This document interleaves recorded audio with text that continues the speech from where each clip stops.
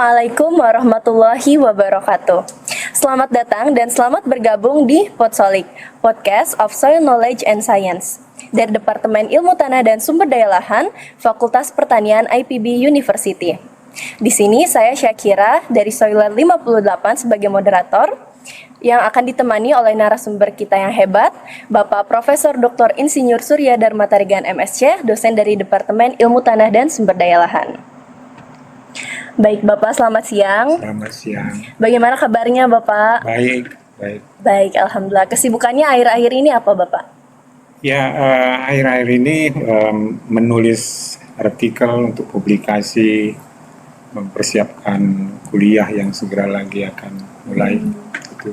Iya, baik Bapak. Karena di sini Soiler udah pada penasaran kayaknya ya Pak, mari kita langsung aja. Kalau menurut Bapak sendiri, bagaimana sih pertanian berkelanjutan ini dapat berperan sebagai solusi utama dalam menghadapi perubahan iklim? Ya, baik.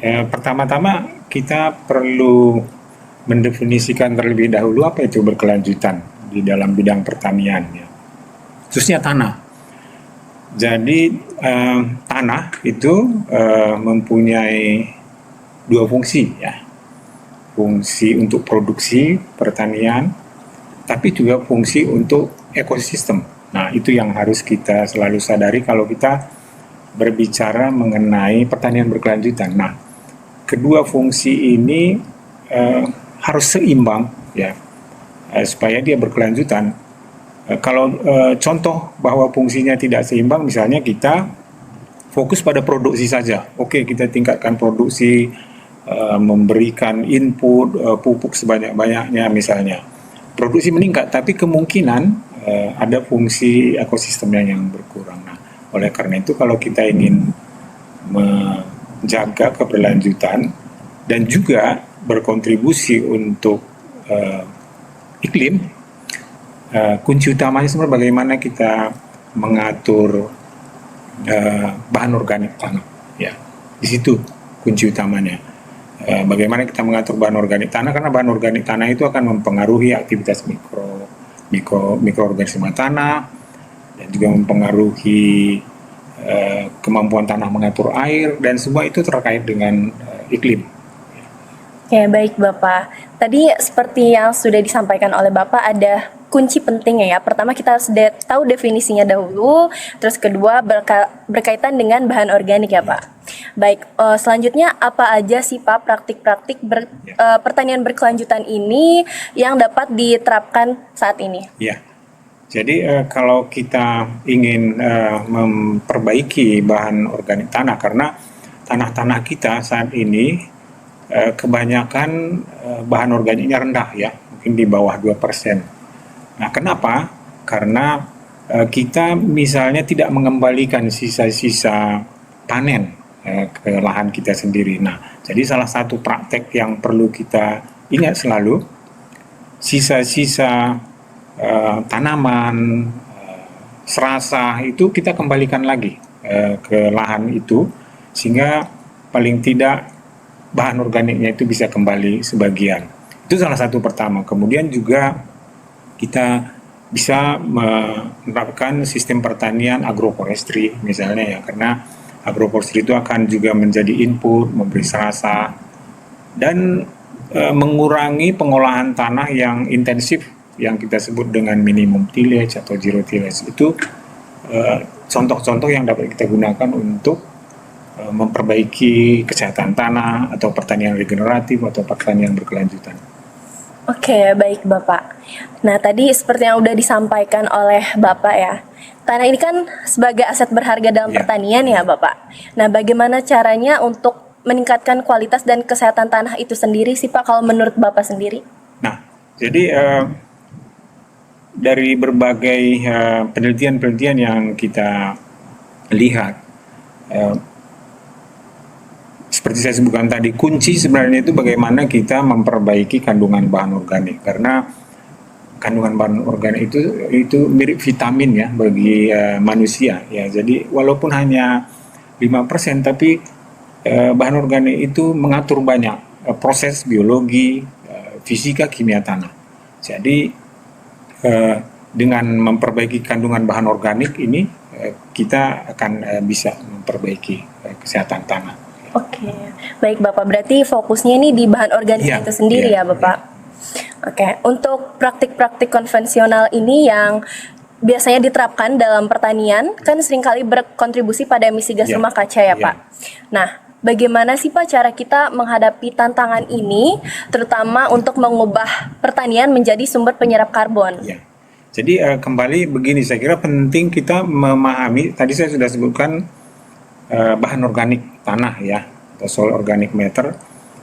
Itu ada beberapa tipe soil organic matter di dalam tanah. Selama ini kita mungkin hanya mengenal bahan organik, dan biasanya itu yang kita teliti di antara 0 sampai 30 cm.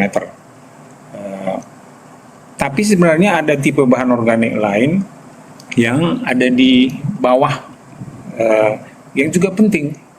Nah, penting ada di lebih dalam di bawah. Nah, dari mana masuknya dia sampai masuk ke bawah gitu? Dia tidak melalui proses yang normal kita ketahui, misalnya serasah, jatuh, terus mengalami pelapukan di permukaan. Itu proses yang terjadi pada kedalaman 0 sampai 30. Tapi ada bahan organik yang penting juga di bawahnya yang terikat pada struktur mineral ya.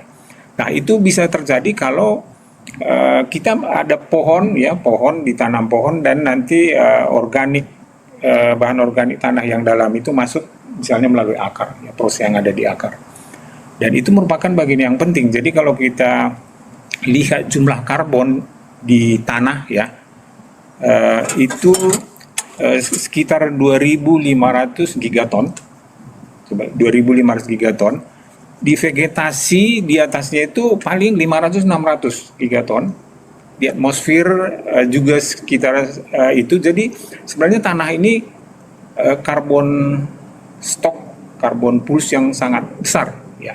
Sehingga itu harus kita jaga. Nah, praktek-praktek yang kita lakukan selama ini seperti itu tadi, kita menanam monokultur gitu ya, dan tidak ada akar yang dalam yang memasukkan bahan organik tanah lebih ke lapisan yang dalam. Kemudian kita mengolah intensif ya, pengolahan intensif biasanya kan mengakibatkan tidak hanya karbon tapi nutrien juga bisa mengalami erosi dan hilang ke perairan gitu ya, dan berhenti di laut biasanya. Jadi itu mengurangi karbon stok yang kita hadapi selama ini. Jadi praktek-praktek seperti itu tadi, monokultur, kemudian intensif, mungkin pemakaian pupuk kimia yang tidak seimbang, itu menyebabkan terjadinya ketidakseimbangan itu. Iya betul Bapak, emang kalau Syakira sendiri seringkali mengetahui kalau petani ini banyak menggunakan pupuk yang merusak tanah gitu. Baik, mari kita lanjut ya Bapak. Alih penggunaan lahan dari hutan menjadi lahan pertanian ini kan seringkali jadi sumber masalah seperti deforestasi, juga kerugian dalam keanekaragaman hayati itu sendiri ya Pak. Nah, bagaimana sih pertanian berkelanjutan ini dapat bekerja sama dengan konservasi lingkungan untuk mencapai keseimbangan yang baik? Ya, oke. Jadi seperti tadi sudah disebutkan di awal, fungsi tanah itu selalu ada dua. Pertama sebagai fungsi produksi, dan kedua sebagai fungsi ekosistem yang sering kita lupakan. Nah, kalau kita hanya fokus pada satu fungsi saja, itu tidak akan seimbang. Misalnya kita fungsi peningkatan produksi akan menurunkan fungsi ekosistem, karena dia selalu kalau satu dinaikkan yang lainnya turun gitu ya. Nah, pertanyaannya, bagaimana kita mencapai keseimbangan ini khususnya dalam pertanian. Nah, jadi dari berbagai kajian yang sudah dilakukan, bahkan kementerian terkait dalam hal ini ya, khususnya juga Bappenas, itu menganggap bahwa salah satu tipe pertanian berkelanjutan itu sistem agroforestry. Dan kalaupun kita kaji secara ilmiah, juga sangat bermanfaat untuk perubahan iklim. Ya, jadi sistem agroforestry saya kira itu sudah dianut oleh banyak pihak ya, bukan hanya di Indonesia, di luar negeri juga sistem pertanian berkelanjutan itu mengarah ke sistem agroforestry. Itu saya kira. Oke Bapak, jadi tadi sempat disinggung lagi soal agroforestry ya Ya, Bapak. ya. Oke, nah untuk perubahan iklim sendiri kan berdampak ya Pak pada pola curah hujan dan juga suhu. Nah, untuk menurut Bapak sendiri nih Pak, bagaimana sih praktek pertanian berkelanjutan ini bisa membantu petani beradaptasi dengan perubahan iklim yang semakin tidak terduga ini? Ya, kalau ruang untuk adaptasi ya, jadi kita asumsikan misalnya ada peningkatan suhu. Nah, peningkatan suhu itu akan menyebabkan beberapa tanaman itu yang semula misalnya tidak menyenangi suhu yang tinggi, tidak bisa tumbuh dengan baik. Nah, dengan demikian petani itu harus mencoba mencari ya ataupun mau bekerja sama dengan berbagai institusi untuk mencari spesies-spesies atau varietas-varietas yang lebih adaptasi terhadap iklim ya, karena kita asumsikan ada peningkatan suhu di pelajaran kesesuaian lahan kan kita lihat bahwa tanaman tertentu tumbuh pada suhu tertentu. Kalau suhu itu berubah nanti kesesuaiannya berubah. Nah, sehingga petani itu diharapkan bisa mengetahui kira-kira tanaman varietas apa yang akan sesuai kalau suhu ini naik. Saya kira itu salah satu bentuk adaptasi yang bisa dilakukan. Oke, baik Bapak. Nah, untuk kita mulai fokus ke petani ya Bapak. Ya. Untuk pendidikan dan kesadaran petani ini kan sangat penting ya Pak dalam mengadopsi praktek pertanian berkelanjutan yang sudah Bapak jelaskan tadi. Ya. Nah, menurut Bapak sendiri bagaimana Pak cara pendekatan pembelajaran dan pelatihan yang dapat memainkan peran kunci dalam menerapkan praktik pertanian berkelanjutan itu sendiri? Ya, kalau misalnya kita sudah mengetahui tadi praktek pertanian berkelanjutan itu adalah salah satu misalnya agroforestry ya. Nah, tapi kenapa misalnya belum banyak kita lihat ya petani-petani itu mempraktekkan agroforestry. Nah, itu mungkin karena selama ini sudah terbiasa dengan monokultur gitu ya. Padi monokultur, jagung monokultur, kopi monokultur, kakao monokultur. Tapi sebenarnya di dalam jangka panjang, karena kalau berkelanjutan itu jangka panjang ya, mengimplementasikan agroforestry itu jauh lebih menguntungkan ya. Untungnya banyak sekali, dia bisa mendiversifikasi income-nya, misalnya ya, kalau misalnya hanya bertanam kopi misalnya ya, kalau kopinya pas turun kan income-nya menurun, tapi kalau itu digabung misalnya dengan tanaman lain, alpukat misalnya ya, harga kopi turun, alpukat bisa naik gitu ya, jadi income-nya pun bisa naik. Nah, itu keuntungannya, tapi banyak petani yang karena sudah terbiasa monokultur tidak mau mencoba gitu. Itu yang kami hadapi di lapang juga, petani kopi, petani kakao enggan gitu ya. Tapi kemudian kalau kita buat demonstrasi gitu ya, mereka melihat. Nah, saya kira salah satu cara bagaimana kita mendidik petani itu kalau kita suruh baca-baca hasil penelitian mungkin dia susah ya. Kita buat demonstrasi di lapang pertanian monokultur, menunjukkan apa manfaatnya. Saya kira itu salah satu cara untuk mengajak petani ya. Baik Bapak. Nah, bagaimana cara petani agar mau memahami bisa kita lakukan dengan cara melakukan demonstrasi tadi ya Bapak? Nah, Bapak untuk teknologi juga kan berperan penting ya Pak dalam pertanian berkelanjutan ini. Bagaimana sih Pak inovasi teknologi bisa membantu meningkatkan efisiensi dan juga keberlanjutan dalam pertanian itu sendiri?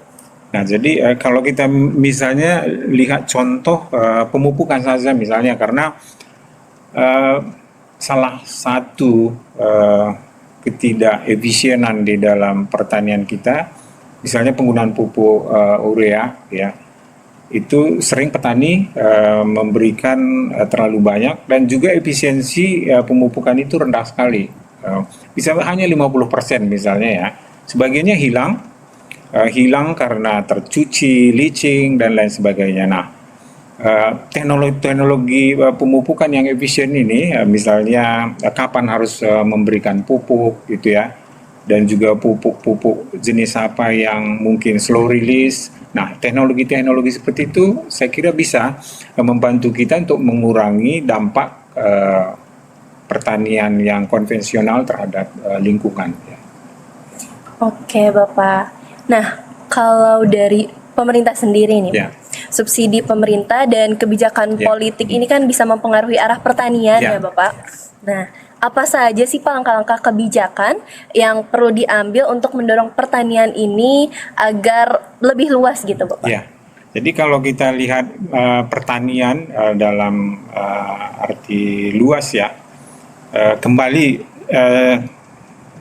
contoh agroforestry tadi, misalnya agroforestry di kakao, coklat ya, terus kopi. Memang kalau kita serahkan ke petani sendiri, ini manfaat agroforestry terus kita serahkan ke mereka tadi enggan memulai karena mereka takut gagal dan juga ya income mereka di awal-awal itu berkurang. Nah, dalam hal itu perlu intervensi dari instansi terkait ya. Dan itu kajian kami di petani kakao, petani kopi, bahwa untuk mengadopsi agroforestry itu harus ada intervensi. Intervensi itu misalnya kita memberikan benih yang bagus, subsidi benih yang bagus, kemudian mengembangkan organisasi petani, koperasi, bahkan membantu sertifikasi misalnya, karena kalau sertifikasi nanti kan bisa dapat harga premium. Nah, tapi itu semua perlu bantuan instansi pemerintah misalnya ataupun stakeholder lain yang terkait. Ya, jadi petani itu biasanya nggak bisa mengadopsi sendiri teknologi yang kita anjurkan, harus ada intervensi seperti itu. Iya Pak, dengan keterbatasan yang dimiliki Ya, petani ya. tentunya perlu intervensi dari Ya. stakeholder di Ya. luar sana ya Pak. Ya. Baik Pak, nah kami sendiri nih khususnya saya sebagai mahasiswa ilmu Ya. tanah penasaran nih Pak, bagaimana sih kita sebagai mahasiswa ilmu tanah serta sebagai konsumen juga dapat mendukung pertanian berkelanjutan atau sustainable agriculture ini dan berkontribusi dalam menghadapi perubahan iklim melalui pilihan makanan yang bijaksana gitu Bapak. Oke, sebelum pilihan makanan ini ya, hal lain, jadi sebelum ke pilihan makanan yang bijaksana, dan memang dari sisi makanan, kalau kita kaitkan makanan dengan iklim, salah satu kontributor emisi ya dari 5 jenis emisi itu memang limbah makanan ya. Yang pertama memang energi fosil, kemudian land use change, agriculture, tapi ada di situ juga akibat limbah makanan dan lain sebagainya. Jadi ya kalau kita mahasiswa mungkin harus lebih Aware hati-hati gitu ya, Pak. di dalam jangan terlalu banyak limbah gitu ya. Tapi di samping itu sebenarnya mumpung ini terkait dengan tanah, karbon dan iklim. Jadi begini, mungkin Anda dengar saat ini ya, bagaimana usaha-usaha masyarakat global maupun masyarakat kita di Indonesia mengurangi pemanasan global. Apa yang kita dengar? Kita dengar itu kebanyakan menanam pohon. Iya betul Ya, Bapak. menanam pohon. Asumsinya nanti karbon itu disequestrasi di pohon sehingga karbon di udara berkurang. Program-program yang ada saat ini misalnya Volu Net Sink 2030, maksudnya nanti 2030 emisi dari Volu itu forest and other land use itu dianggap netral gitu ya 2030. 2060 nanti kita zero net sink, nggak ada lagi emisi. Tapi apa yang kita lihat pada program Volu Net Sink, semua menanam pohon, merehabilitasi hutan, mengelola hutan, nggak ada di situ soal tanah. Padahal tadi di awal saya sebutkan carbon stock tanah itu hampir 8 kali lipat lebih besar dari vegetasi yang ada di dunia ini. Jadi karbon yang ada di tanah ini 2.500 gigaton itu tadi ya. Karbon yang di vegetasi itu hanya sekitar 350. Nah, kenapa kok mengelola karbon di tanah itu tidak muncul di dalam program-program seperti yang muncul mengelola vegetasi? Nah, saya kira kita mahasiswa ataupun sivitas akademi, khususnya tanah ini harus membuktikan bahwa tanah itu paling efektif di dalam menyimpan karbon. Karena dia tadi kan 2.500, vegetasi hanya 3.300-an ya. Dan orang lebih fokus ke vegetasinya, di karbonnya tidak terlihat.